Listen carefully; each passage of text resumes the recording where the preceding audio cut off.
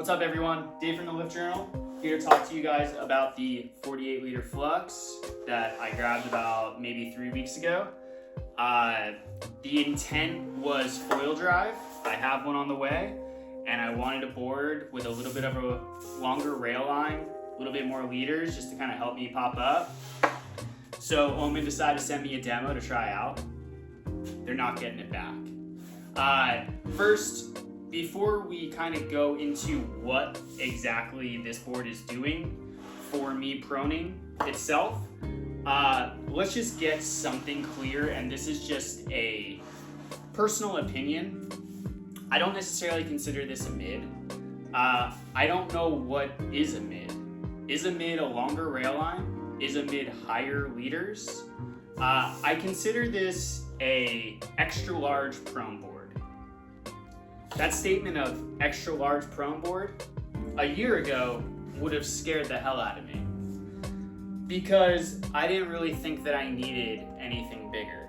I was riding 28 to 30 liter boards, 17 to 18 width, and 4.2 to 4.5 in length.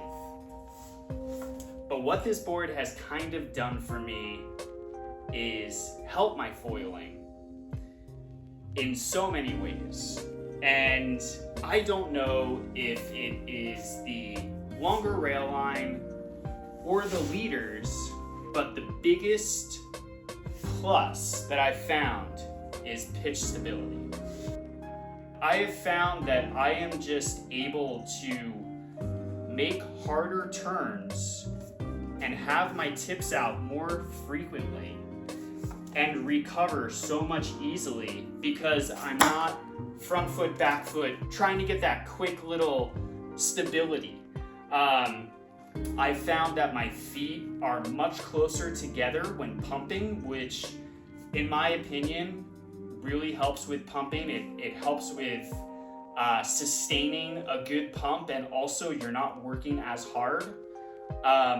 Touchdowns, this particular board, they really did a little bit more of an angle. It's the 36 Flux is a little flatter, and this definitely has more angle, which really does, when paddling into a wave, just lets it just hover right out.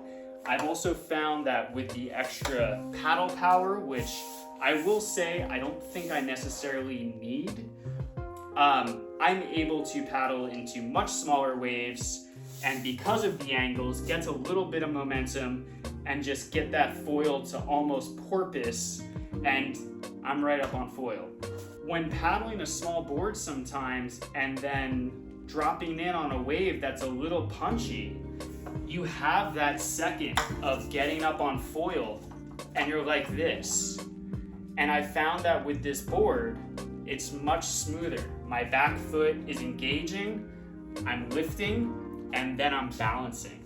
I was a little nervous about doing whitewater hits and any sort of, I guess, kind of recovery in that area of the wave, but with the pitch stability, I'm now able to hit it a little bit harder with a little bit more of an angle and not have to worry about the board going like that and either hitting the bottom or just going into the white water and sinking the nose. With the extra liters, 100%, and obviously the angles as well, I have also found that going in whitewater itself, I just get floated right back out.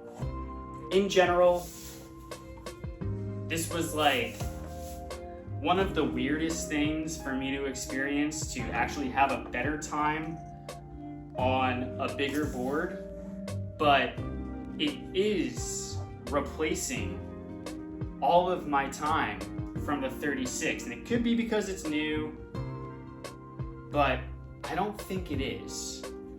I'm just seeing a better version of myself on this, and I don't mind the extra volume at all, which is odd because, again, I don't need it. So that's kind of where I'm at with this. I got a lot of great stuff on the way. I will be attaching a foil drive to this very soon and testing that out. That's going to be super fun. I will also be doing a review with my friend Ed from Fast Times Foiling, and we will be talking about our experience with foil drive. And this is going to be really cool because he is a much bigger human being than me, and he is really into winging and downwinding, and I'm not. So it's going to be good to see all of the different ways that foil drive can help. And for someone that has done 40-mile voyages in New Jersey without a foil drive, to see what he has to say about foil drive is going to be super interesting. So I hope you dug this. If you have any questions, please feel free to ask. Like, comment, subscribe, all that stuff. And go get on foil. Until then, peace.